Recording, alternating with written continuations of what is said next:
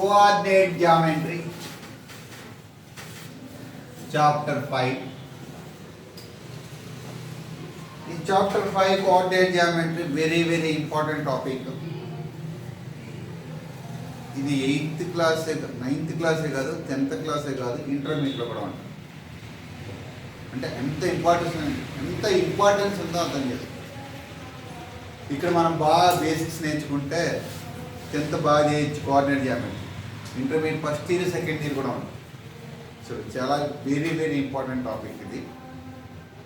ఇందులో మనం రెనీ డెకార్డ్స్ అంటే ఎస్ సైలెంట్ ఇది.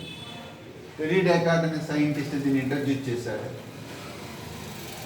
కొన్ని పర్టికులర్ సిచ్యువేషన్స్ని అర్థం చేసుకుని మనకి ఉన్న ఆర్డినరీ జామెట్రీలో ఏముంటాయి? ట్రయాంగిల్స్ ఉంటాయి, లైన్స్ ఉంటాయి, యాంగిల్స్ ఉంటాయి, సర్కిల్స్ ఉంటాయి, అవునా? ఇట్లన్నిటిని ఒక కోఆర్డినేట్ సిస్టంలో ఎలా నేర్చుకోవచ్చో చెప్పారు. దీనికి కొన్ని బెస్ట్ ఎగ్జాంపుల్స్ ఇస్తాను. ఎందుకు మనం ఈ కోఆర్డినేట్ జామెట్రీ చదువుకోవాలని. సపోజ్ ఇక్కడ నా దగ్గర 3 persons 4 persons తీసుకుంటా.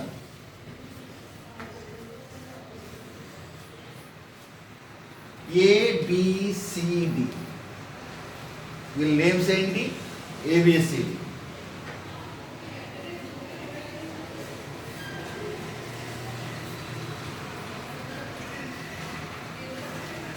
టికెట్ కౌంటర్ ఉంది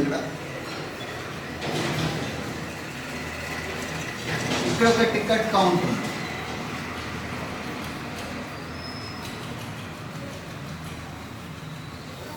ఇది కౌంటర్ నెంబర్ 1 అనుకో, ఇది కౌంటర్ నెంబర్ 2 అనుకో. నువ్వు కరెక్ట్గా అబ్జర్వ్ చేయండి. వీళ్ళు క్యూలోనే నిల్చుంది. ఫస్ట్ పాయింట్ కదా. టికెట్స్ ఫస్ట్ ఇక్కడ ఓపెన్ చేశారని ఇందులో ఏ అనేవాడు ఏమవుతాడు? ఫస్ట్ కనపడు. ఈ క్యూలో ఆడే ఫస్ట్ ఉంటాడు, లాస్ట్లో ఎవడు ఉంటాడు? డి ఉంటాడు. చూసా, దీన్ని రిఫరెన్స్ చేసుకుని చెప్పినప్పుడు A is first and D is last కాదు. ఆ టికెట్ కౌంటర్ ఓపెన్ చేయలేదు, ఫస్టే ఈ సెకండ్ కౌంటర్ ఓపెన్ చేశారు అనుకో. నా who is first? D is first and A is last. చూసారా, రిఫరెన్స్ని బట్టి మీరు ఫస్ట్ సెకండ్ అనేది ఆధారపడండి. ఫర్ సపోజ్ మనము డ్రిల్ పీరియడ్లో పీఈటీ పిలుస్తాడు. డ్రిల్ పీరియడ్ ఉంటుంది కదా, తీసుకున్నప్పుడు ఆయన మొత్తం ఏం చేశాడంటే కొన్ని రోస్లోను కొన్ని కాలమ్స్లోను పిల్లల్ని ఉంచాడు. అవునా?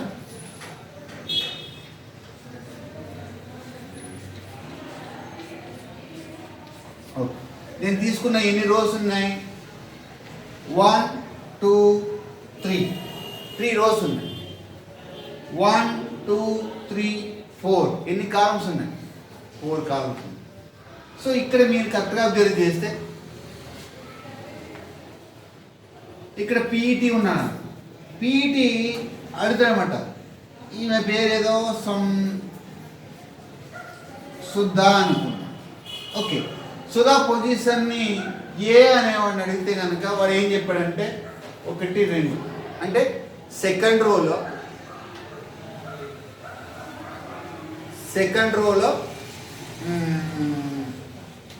ఫస్ట్ కాలంలో ఉందని చెప్తాడు. అవునా? మళ్ళీ చెప్తాడు, second row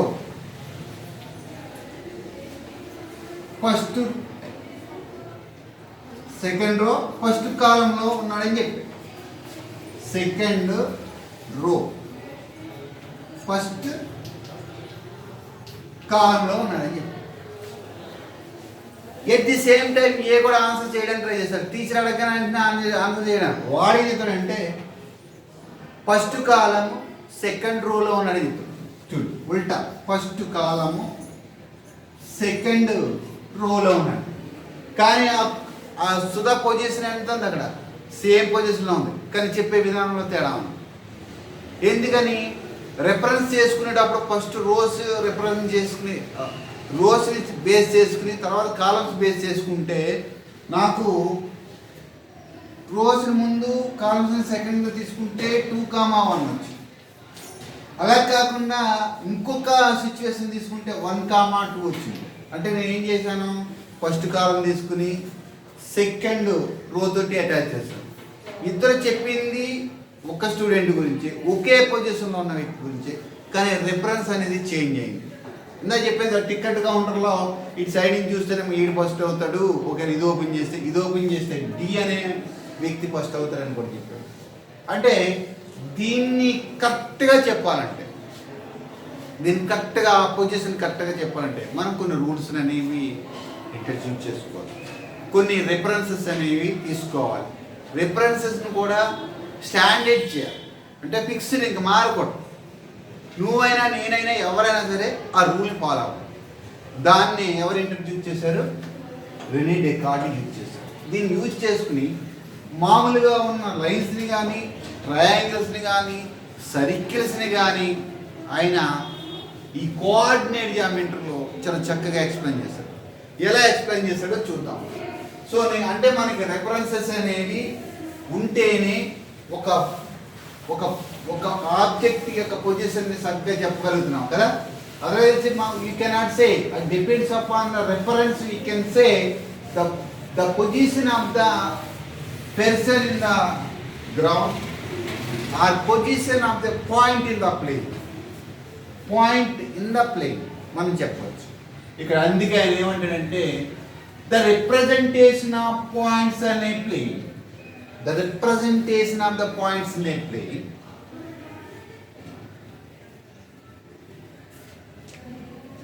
with an idea of two references.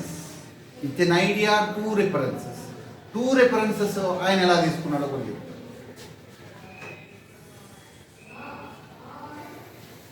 This is origin, ఇక్కడ కాకుండా ఇక్కడ. దిస్ ఈజ్ వెర్టికల్, ఇది హారిజాంటల్ లైన్. ఈ వెర్టికల్ లైన్ ఆయన తీసుకున్న కండిషన్ ప్రకారం ఇక్కడ ఎంత ఉంటుంది? ఇక్కడ 90 degrees. ఈ హారిజాంటల్ లైన్ని ఎక్స్ యాక్సెస్ అని పేరు పెట్టుకున్నాడు. ఈ వర్టికల్ లైన్ని వై యాక్సెస్ అని పేరు పెట్టుకున్నాడు. సో ఈ రెండింటిని రెఫరెన్స్గా తీసుకుని ఈ train to explain every figure in the geometry ఉన్న ప్రతి ఫిగర్ని ఆయన చాలా కరెక్ట్గా ఎనలైజ్ చేసి చెప్పగలుగుతారు with the reference of these two points. దీనికోసం ఆయన ఏం చేశారంటే దీన్ని ఈక్వల్గా డివైడ్ చేశారు. ఈ హారిజాంటల్ లైన్ 1 2 3 ఇవన్నీ ఈక్వల్ పార్ట్స్ మన గ్రాఫ్లో ఉంటాయి కదా. ఇవన్నీ 1 2 3 4 5 1 2 3 4 చాలు. ఇక్కడ ఈ హారిజాంటల్ యాక్సెస్ని కూడా డివైడ్ చేసినప్పుడు ఇక్కడేమో పాజిటివ్ ఇంటిజర్ తీసుకున్నాడు. 1 2 3 4 5 6 7 ఇలా. ఇక్కడ -1 -2 -3 -4 -5 ఇలా. This is called positive access. దీన్ని ఏమనిపిస్తున్నాడు? ఇంకా పాజిటివ్ యాక్సెస్. దీని ఏమనిపిస్తాడు? నెగిటివ్ యాక్సెస్ అనిపిస్తుంది. Negative access. మళ్ళీ ఈ వర్టికల్ లైన్ ఉంది, ఈ వర్టికల్ లైన్లో దీన్ని 1 2 3 4 5 ఇదేమో పాజిటివ్ వై యాక్సెస్. మరి కిందకి వస్తే -1 -2 -3 -4 and so on, negative Y axis. These are very, very important to know the position of every point in this plane. ఈ రెండింటిని రెఫరెన్స్గా తీసుకున్నాడు. ఈ రెండు ఎప్పుడు పెర్పెండిక్యులర్గానే ఉంటాయి. ఈ condition you should follow everybody. ఎవరు తీసుకున్నాడు?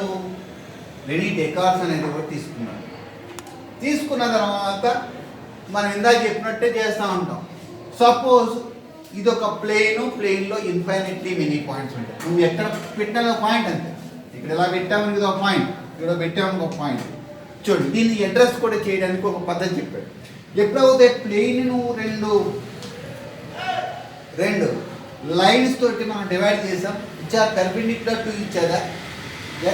హారిజాంటల్ లైన్ ఏమో మనం ఎక్స్ యాక్సిస్ అని, వర్టికల్ లైన్ మనం వై యాక్సిస్ అని అన్న తర్వాత దీనికి ఒక పేరు పెట్టాడు, Q1 quadrant.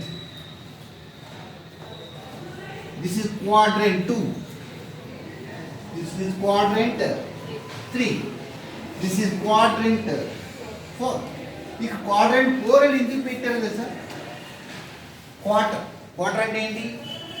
100లో 1/4 ఏమంటారు? 100లో 1/4 ఏమంటారు? క్వార్టర్ అంటారు. క్వార్టర్ అంటే 1/4. అంటే ఇదొక 1/4, ఇదొక 1/4, ఇదొక 1/4. ఎందుకంటే టోటల్ని ఎన్ని పార్ట్స్ కింద డివైడ్ చేసాం? 4 పార్ట్స్ కింద డివైడ్ చేసాం. ఇది 1/4 పార్ట్, ఇది 1/4 పార్ట్, ఇది 1/4 పార్ట్, ఇది 1/4 పార్ట్. 1/4 ప్లస్ 1/4 ప్లస్ 1/4 మళ్ళీ 4 1/4 యాడ్ చేసాను అది అంచేతే క్వాడ్రంట్ 1, క్వాడ్రంట్ 2, క్వాడ్రంట్ 3, క్వాడ్రంట్ 4. సరే ఓకే, ఈ క్వాడ్రంట్స్లో నువ్వు కరెక్ట్గా అబ్జర్వ్ చేయి. ఇక్కడున్న ప్రతి పాయింట్ పాజిటివ్ పాయింట్ కింద చెప్పవచ్చు. ఎందుకంటే సపోజ్ నాకు 2 యూనిట్స్ లెఫ్ట్,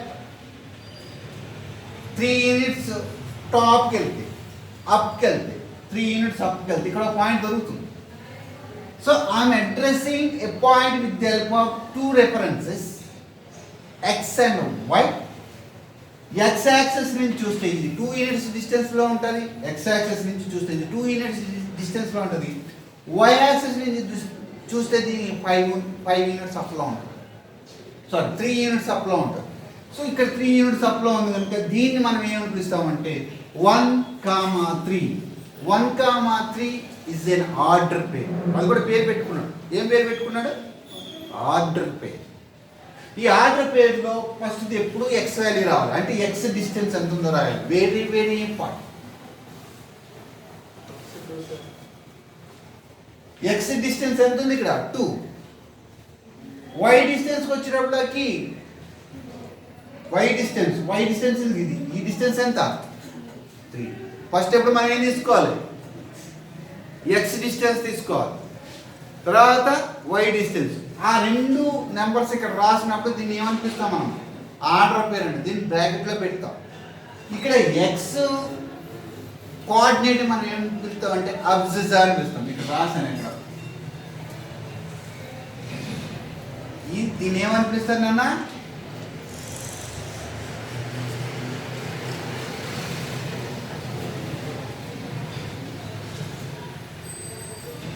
ఏమనిపిస్తారు? అబ్సిస్ అని పిలుస్తారు. మరి దిస్ ఇస్ వై క్వాడ్రంట్ అంటే వై వ్యాల్. దీన్ని ఆర్డినేట్ అనిపిస్తారు. ఏమనిపిస్తారు అన్న? ఆర్డినేట్. చాలా ఇంపార్టెంట్. సో ఇక్కడ క్వాడ్రంట్ 1లో నువ్వు ఏ పాయింట్ అయినా తీసుకో, X and Y are positive. When coming to here ఇక్కడ ఎక్స్ వాల్యూ నెగిటివ్ కానీ వై వాల్యూ పాజిటివ్ ఉంటుంది. కాలం చూడు, నేను బ్యాక్ 5 యూనిట్స్ వెళ్ళి అంటే ఎక్స్ డిస్టెన్స్ ఎంత అవుతుంది? 5. 2 యూనిట్స్ అప్కి వెళ్ళాను. 2 యూనిట్స్ అప్కి వెళ్తే ఇక్కడికి వచ్చాను. ఇదే కదా పాయింట్. నాది కరెక్ట్గా అబ్జర్వ్ చేయండి. -5,2 this is my point. So ఇక్కడ దీన్ని మళ్ళీ మనం ఏం పిలుస్తాం? Order pair. -5 is a abscissa and 2 is a ordinate. Abscissa అంటే x వాల్యూ, ఆర్డినేట్ అంటే. సరే ఇంకొక పాయింట్ తీసుకుంది.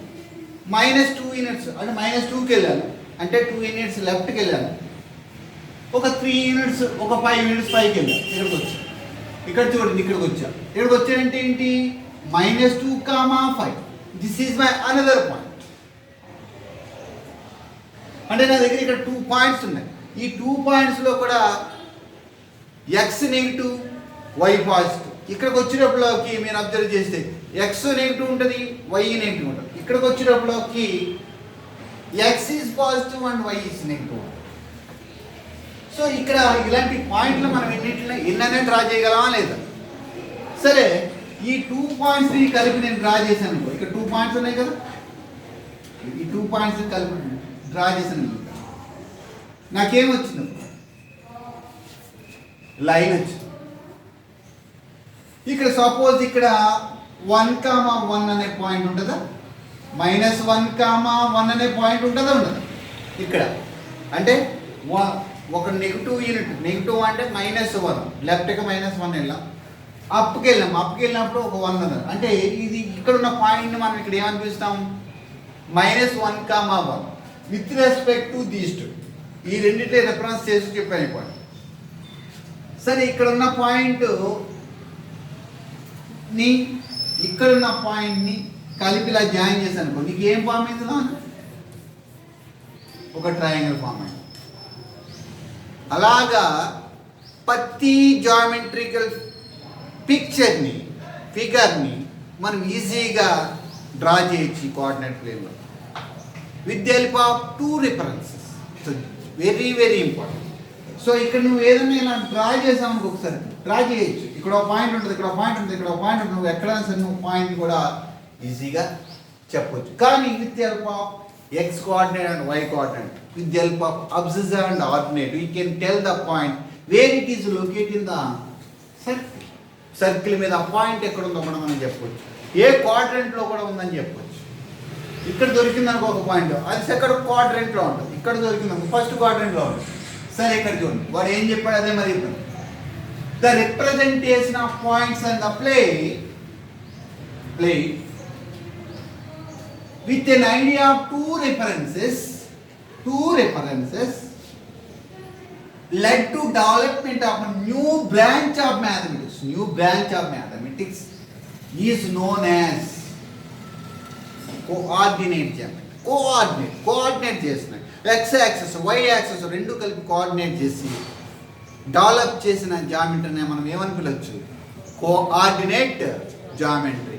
సో కోఆర్డినేట్ జామెట్రీలో x యాక్సిస్ y యాక్సిస్ ఒకదానికొకటి పెర్పెండిక్యులర్గా ఎప్పుడు తీసుకోవాలి.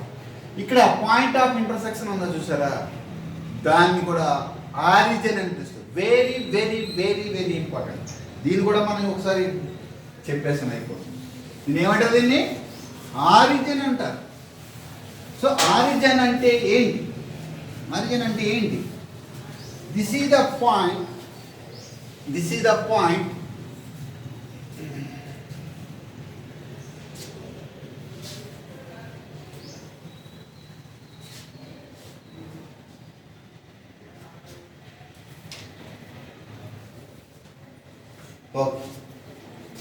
ఈ ఇంటర్సెక్టింగ్ పాయింట్ దగ్గర 0,0 తీసుకుంటాం. ఎందుకంటే ఇక్కడికి వచ్చినప్పుడు ఎక్స్ డిస్టెన్స్ వై డిస్టెన్స్ రెండు 0, 1 ఒక పాయింట్. ఒకవేళ పైకి ఇక్కడికి వెళ్ళామా, ఇలా పైకి వెళ్తుంటే ఏ డిస్టెన్స్ పెరుగుతుంది? వై డిస్టెన్స్ పెరుగుతుంది. మరి ఎక్స్ డిస్టెన్స్ ఉండదు. ఎక్స్ డిస్టెన్స్ అంటే ఇలా వస్తే ఎక్స్ డిస్టెన్స్ పెరుగుతుంది. లేదు కనుక ఇది 0,1 అని పిలుస్తాం. నేను చెప్తున్నాను, every times you write the X value and then you write the Y value. అర్థమైందా? ఎప్పుడు అబ్సిసా ముందు రాసే ఆర్డినేట్ తర్వాత.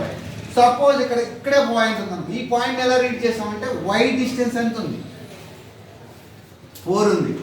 మరి ఎక్స్ డిస్టెన్స్ 4 ఉంది. ఇక్కడికి వచ్చినట్టు ఎక్స్ డిస్టెన్స్ 4 ఉంది. మరి వై డిస్టెన్స్ ఇలా వస్తుంది, తగ్గిపోతుంది. ఇక్కడ ఎంత ఉంటుంది? ఇక్కడ 0 ఉంది. 4,0 అనుకున్నా. నేను ఏమని పిల్లలే 4,0.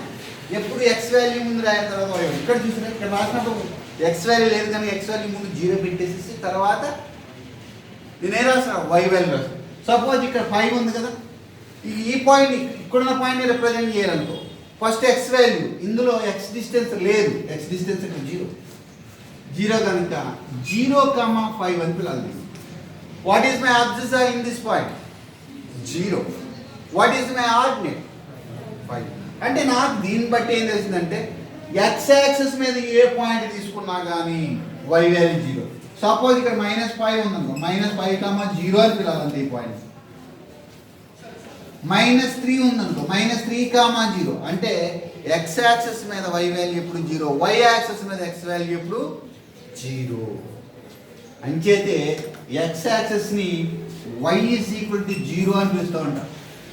ఎందుకంటే x యాక్సిస్ మీద y వాల్యూస్ అన్ని 0నే. మరి y యాక్సిస్ ని ఏమని పిలుస్తారు? x = 0 అని పిలుస్తారు. యాక్సిస్ ని కూడా అలా చెప్తాం. క్లియర్గా అర్థమైంది?